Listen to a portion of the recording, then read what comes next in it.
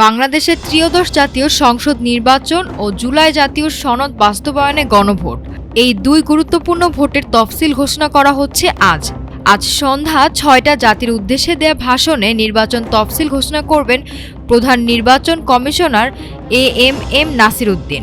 ছাত্র জনতার গণ অভ্যুত্থানের পর গত বছরের ৫ আগস্ট আওয়ামী লীগ সরকারের পতন এবং ৮ আগস্ট অন্তর্বর্তী সরকারের দায়িত্ব গ্রহণের পর ১৬ মাসের মাথায় এবার জাতীয় নির্বাচনের তফসিল ঘোষণা করছে ইসি।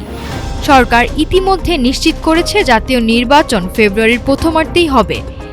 একই দিনে অনুষ্ঠিত হবে গণভোটও। ৬ জুন জাতির উদ্দেশ্যে দেওয়া ভাষণে প্রধান উপদেষ্টা অধ্যাপক মোহাম্মদ ইউনূস বলেছিলেন, নির্বাচন হবে ২০২৬ সালের এপ্রিলের প্রথমার্ধে। তারপরে ১৩ জুন লন্ডনে বিএনপির ভারপ্রাপ্ত চেয়ারম্যান তারেক রহমানের সঙ্গে বৈঠকে তিনি এই আলোচনা করেন। সেই বৈঠকেই দুইজন সিদ্ধান্তে পৌঁছান যে নির্বাচন এগিয়ে এনে ২০২৬ সালের ফেব্রুয়ারির প্রথমার্ধে করার প্রস্তাবই বেশি উপযুক্ত হবে। নির্বাচনের প্রস্তুতি নিয়ে রাষ্ট্রপতিকে অবহিত করেছে ইসি। ভোটের তালিকা, দলের নিবন্ধন, প্রবাসী ভোট, গণভোটের ব্যবস্থা, ভোট গণনা সব দিকেই প্রস্তুতি চলছে। একই দিনে দুই ভোট হওয়ার সময় ব্যবস্থাপনার চ্যালেঞ্জ রয়েছে। এজন্য ভোট গ্রহণের সময় বাড়িয়ে সকাল 7:30টা থেকে বিকেল 4:30টা পর্যন্ত করা হয়েছে।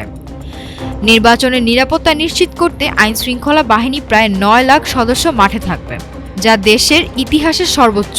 এছাড়া 1.5 লাখ পুলিশ সদস্যকে বিশেষ নির্বাচনী প্রশিক্ষণ দেওয়া হয়েছে। হাইকোর্ট আগের মতো বাগেরহাটের 4টি আসন পূর্ণ বহালের নির্দেশ দেয়, যা গতকাল আপিল বিভাগও বহাল রেখেছে।